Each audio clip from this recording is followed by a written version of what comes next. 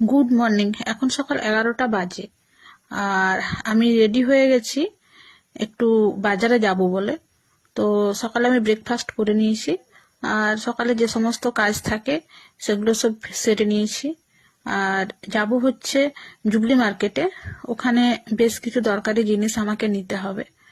তো আমি ওই বাজারে খুব কমই যাই, কিন্তু আজকে যেতেই হবে।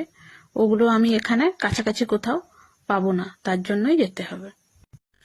তো আমি বাড়িতে ফিরে চলে এসেছি আর আজকে খুব তাড়াহুড়ো করে গেছি, আবার সঙ্গে সঙ্গে ফিরে এসেছি।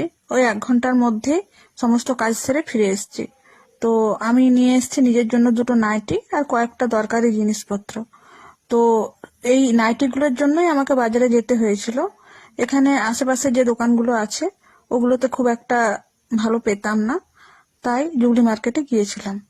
তো আজকের মতো ভিডিওটা এটুকু পর্যন্ত। দেখা হবে পরবর্তী